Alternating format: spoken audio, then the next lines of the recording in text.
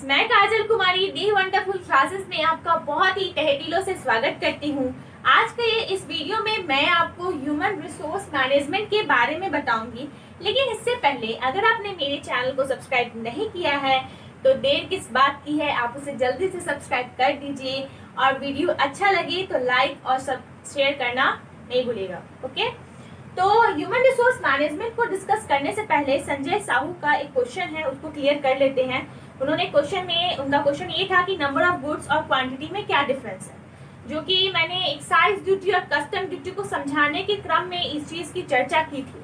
उनको इसमें प्रॉब्लम आया, मुझे बहुत ही अच्छा लगा उनके प्रॉब्लम को देखकर, और उन्होंने प्रॉब्लम को लिखा, सामने रखा। इसी तरीके से आप अपने प्रॉब्लम को सामने रखिए ताकि मैं आपके हर एक डाउट को क्लियर कर सकूं।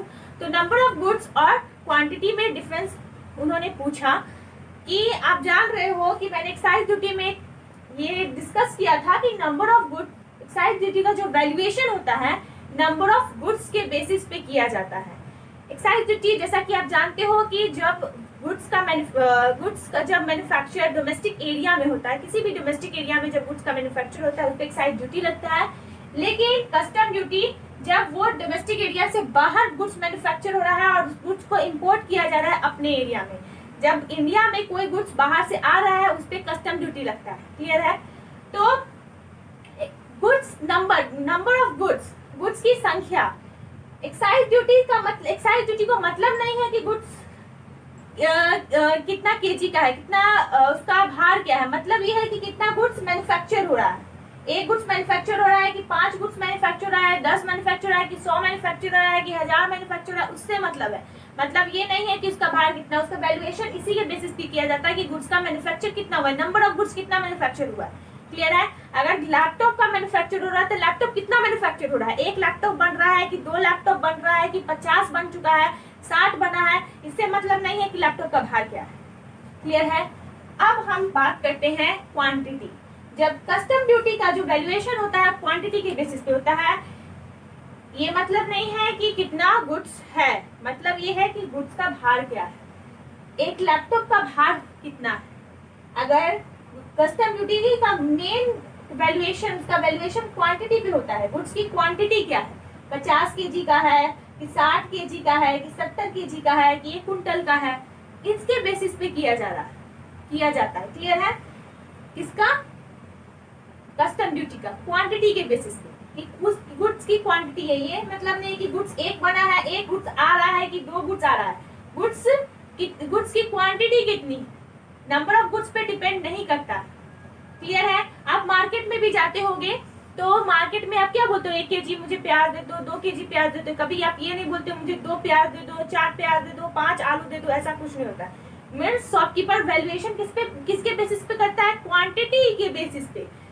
ओके, वही है कस्टम ड्यूटी। लेकिन एक्साइज ड्यूटी गुड्स की संख्या, गुड्स की संख्या क्या है, कितना गुड्स मैन्युफैक्चर हुआ है, number of goods.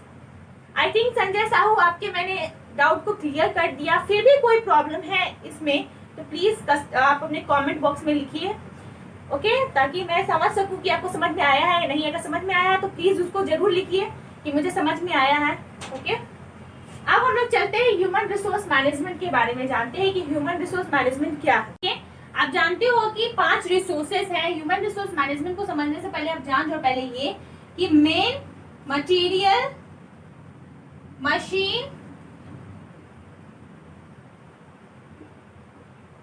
Land, money, ये 5 रिसोर्स हैं। जो मेन है ये एक्टिव रिसोर्स है और मटेरियल, मशीन, लैंड और मनी ये नॉन एक्टिव रिसोर्सेज।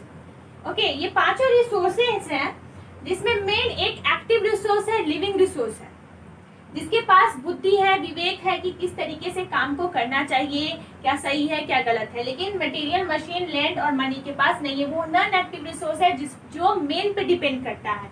हालांकि मशीन बहुत डेवलप हो चुके हैं, आज रोबोट का समय आया है, ये आर्टिफिशियल इंटेलिजेंस की तरफ हम लोग बढ़ रहे हैं। लेकिन फिर भी एक मशीन मेन की तरह, एक मशीन, क्योंकि मशीन को बनाने वाला मेन और एक मशीन मेन को रिप्लेस नहीं कर सकता। एक मशीन मेन का जगह ऑर्गेनाइजेशन में नहीं ले सकता, क्योंकि मशीन को रन करने वाला मेन ही है। एक ऑर्गेनाइजेशन सिर्फ मशीन डिपेंडेंट नहीं हो सकता। क्लियर है? तो main material, machine, land, labour, ये क्या है? ये 5 रिसोर्सेज है। तो मेन एक एक्टिव रिसोर्स है। तो ह्यूमन रिसोर्स मैनेजमेंट में इसी रिसोर्स का सही तरीके से मैनेजमेंट किया जाता है, ताकि ये रिसोर्स अगर सही तरीके से ऑर्गेनाइज है, इफेक्टिव है, तो इस रिसोर्स का सही तरीके से यूटिलाइजेशन होगा। तो ह्यूमन रिसोर्स मैनेजमेंट में इसी रिसोर्स का सही तरीके से मैनेजमेंट होता है। ऑर्गेनाइजेशन में छोटे से छोटे और बड़े से बड़े लेवल पे पीपल काम करते हैं, एम्प्लॉइज काम करते हैं, चाहे वो एक लोअर लेवल वर्कर हो या हायर पोजीशन पे काम करने वाला एक मैनेजर हो या एक एम्प्लॉइज हो या एम्प्लॉयर हो। सही तरीके से उनका मैनेजमेंट होना, सही तरीके से उनका काम करना, ये एक ऑर्गेनाइजेशन को आगे बढ़ा सकता है। क्लियर है? तो इसी मेन जो एक रिसोर्स है, सही तरीके से इसका मैनेजमेंट बहुत इंपॉर्टेंट हो जाता है ऑर्गेनाइजेशन के लिए। एक अच्छा पर्सन, एक राइट पर्सन को राइट पोजीशन पे राइट टाइम पे अगर हायर किया जाए तो वो क्या कर सकता है? एक इफेक्टिव काम कर सकता है, ऑर्गेनाइजेशन के परफॉर्मेंस को आगे ले जा सकता है। क्लियर है? लेकिन अगर राइट पर्सन को राइट प्लेस पे राइट टाइम पे हायर नहीं किया जाए तो ऑर्गेनाइजेशन का रिसोर्स भी वेस्ट होगा, टाइम भी वेस्ट होगा, ऑर्गेनाइजेशन अपने गोल को अचीव नहीं कर सकता। क्लियर है कि ऑर्गेनाइजेशन किस पे डिपेंड करता है? पीपल पे। जब मोर देन 1 पीपल एक जगह आकर काम करते हैं तो उसको क्या कहते हैं? Organisation.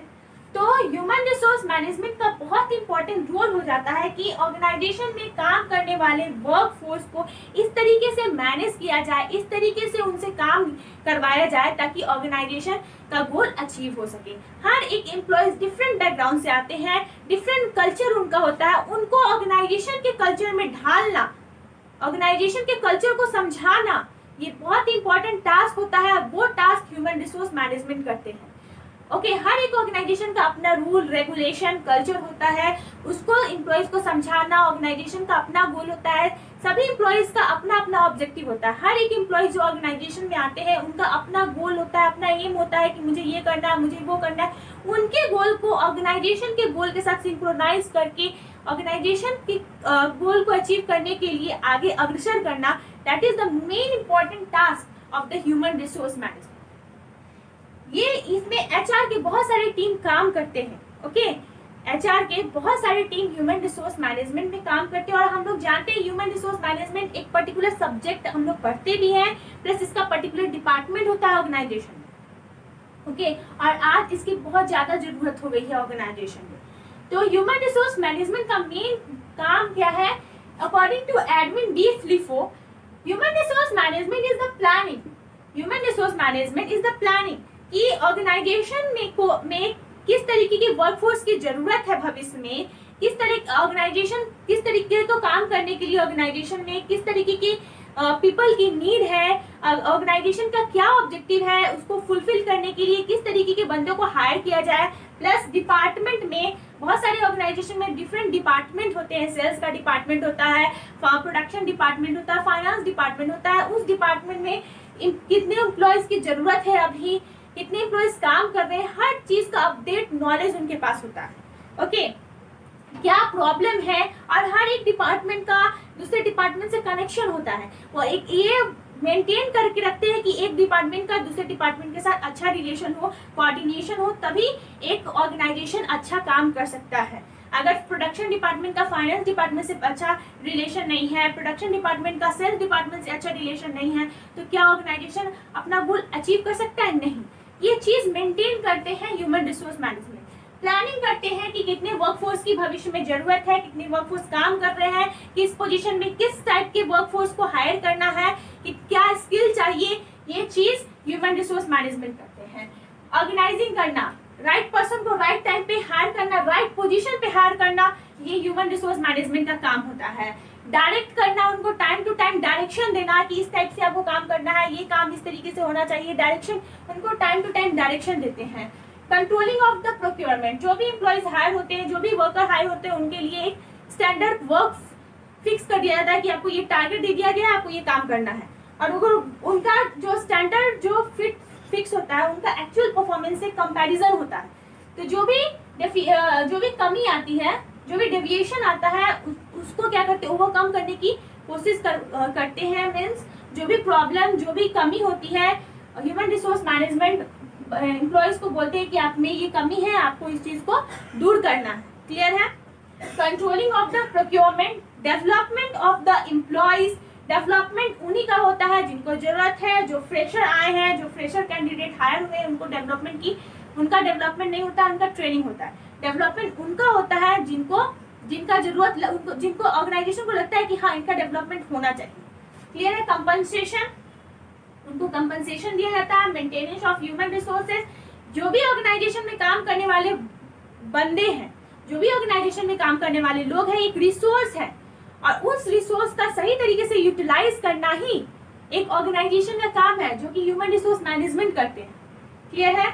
To the end that individual organisational and social objective are accomplished, अगर सही तरीके से इनका यूज किया जाए, सही तरीके से यूटिलाइज किया जाए, तो इंडिविजुअल का भी गोल, जो एम्प्लॉयज है, जो एम्प्लॉयज काम कर रहे हैं, वर्कर काम कर रहे हैं, उनका भी गोल अचीव होगा, सोशल ऑब्जेक्टिव भी अचीव होगा, ऑर्गेनाइजेशनल का ऑब्जेक्टिव भी अचीव होगा। अगर एक ऑर्गेनाइजेशन प्रॉफिट गेन करेगा, उसका परफॉर्मेंस मार्केट में ज्यादा होगा, तो इंडिविजुअल को भी अच्छा सैलरी मिलेगा, जो वर्कफोर्स काम कर रहे हैं अच्छा सैलरी मिलेगा, अच्छा वर्किंग कंडीशन उनको मिलेगा, उनका प्रमोशन होगा और ऑर्गेनाइजेशन का भी गोल अचीव होगा, ऑर्गेनाइजेशन का भी गुडविल बढ़ेगा, उनका मार्केट वैल्यू बढ़ जाएगा, सोशल ऑब्जेक्टिव भी फुलफिल होगा। ओके, तो ह्यूमन रिसोर्स मैनेजमेंट का डायरेक्टली और इनडायरेक्टली बहुत चीजों से कनेक्शन है। इनका मेन काम ही नहीं है सिर्फ एम्प्लॉयज को हायर करना, बहुत चीज इनका काम है, सही पर्सन को हायर करना, ट्रेनिंग देना, उनको रिक्रूट करना, सिलेक्शन करना, सिलेक्शन का प्रोसेस में, जो सिलेक्शन का हर एक प्रोसेस में ह्यूमन रिसोर्स मैनेजमेंट रहते हैं। ओके, सही पर्सन को हायर करना, उनको रिटेन करके रखना, बंदे हायर करना बहुत इंपॉर्टेंट हो जाता है, लेकिन उसको रिटेन करके रखना ऑर्गेनाइजेशन में बहुत इंपॉर्टेंट टास्क हो जाता है। एक अच्छा बंदा ऑर्गेनाइजेशन में रिटेन करना, ये ह्यूमन रिसोर्स मैनेजमेंट के लिए बहुत डिफिकल्ट टास्क होता है कि किस तरीके से इफेक्टिव पर्सन को ऑर्गेनाइजेशन में सस्टेन करके रखे लंबे समय तक, ताकि ऑर्गेनाइजेशन अपना परफॉर्मेंस अच्छा कर सके और कंपटीटर को बीट कर सके। क्लियर है? तो ये है ह्यूमन रिसोर्स मैनेजमेंट का टास्क। ह्यूमन रिसोर्स मैनेजमेंट एक ब्रॉड टर्म है, ब्रॉड, जिसमें बहुत सारे एचआर के टीम काम करते हैं, ताकि जो भी ऑर्गेनाइजेशन में काम करने वाले रिसोर्स है, ह्यूमन एक मनुष्य है और मनुष्य क्या एक रिसोर्स है, मनुष्य क्या एक संसाधन है। जब मनुष्य एसेट की तरह काम करे, जब मनुष्य एसेट की तरह काम करे, वो क्या हो जाएगा? रिसोर्स। और मनुष्य जब लायबिलिटी की तरह काम करे, तो वो रिसोर्स नहीं रह जाता है। जब कोई आप पर बर्डन डालते चला जाए तो क्या वो रिसोर्स है आपके लिए? नहीं। और जब कोई आपको प्रॉफिट दिलवाए, आपका परफॉर्मेंस, आपके ऑर्गेनाइजेशन को परफॉर्मेंस को आगे ले जाए, तो वो आपके लिए क्या होगा? एक रिसोर्स होगा। तो ह्यूमन क्या एक रिसोर्स है, जिसका सही तरीके से मैनेजमेंट बहुत जरूरी हो जाता है। मैनेजमेंट क्या हो जाता है? Coordination of task and administration of task for achieving the organisation goal. हमारे घर में, आपके घर में भी आपकी माँ, हमारी माँ मैनेजमेंट करते आई है। आपने अपने घरों में भी देखा है कि हम अपने घरों से ही मैनेजमेंट स्टार्ट है। मम्मी को पैसा दे दिया जाता है मंथली, और उन्हें बोला जाता है कि आपको इस टाइम इतने पैसे को इस तरीके से यूटिलाइज करना है, इस महीने में इतना पैसा खर्च करना है। तो उनको पता होता है कि किस तरीके से उसको मैनेज किया जाए। तो ह्यूमन रिसोर्स मैनेजमेंट, ह्यूमन एक रिसोर्स है जिसका सही तरीके से मैनेजमेंट अगर होगा, तभी इस मटेरियल, मशीन और लैंड मनी का सही तरीके से यूटिलाइजेशन होगा। क्लियर है? इसका डायरेक्टली कनेक्शन है, डायरेक्टली और इनडायरेक्टली कनेक्शन है। क्लियर है? तो मेन एक एक्टिव रिसोर्स है। अगर ये एक्टिव रिसोर्स सही है, इफेक्टिव है, इफिशिएंट है, तो नॉन एक्टिव रिसोर्स का भी सही तरीके से यूटिलाइजेशन होगा और ऑर्गेनाइजेशन 100% इसका यूज कर पाएगी और हमें आपको सेटिस्फैक्शन दे पाएगी। हम जो प्रोडक्ट और जो भी सर्विस ले रहे हैं ऑर्गेनाइजेशन के द्वारा दिया जा रहा है, तो ऑर्गेनाइजेशन क्या करती है? अपने प्रोस्पेक्टिव कस्टमर, अपने जो कस्टमर है, उनको सही तरीके से अच्छा प्रोडक्ट मार्केट में लाना चाहती है, ताकि उनको सेटिस्फाई कर सके। ऑर्गेनाइजेशन किस पे डिपेंड करता है? कस्टमर पे। ऑर्गेनाइजेशन रन करता है कस्टमर के कारण ही। अगर कस्टमर उनके सर्विस को, उनके प्रोडक्ट को लेना बंद कर दे, तो ऑर्गेनाइजेशन सस्टेन नहीं कर सकता है। क्लियर है? तो ह्यूमन रिसोर्स मैनेजमेंट आपको क्लियर हो गया है? ओके, फिर भी कोई डाउट है तो कमेंट बॉक्स आप ही के लिए है, अपने डाउट को लिखिए। और संजय साहू, आपने अपने क्वेश्चन को रखा सामने, मुझे बहुत अच्छा लगा। इसी तरीके से आप अपने क्वेश्चन और अपने डाउट को रखिए।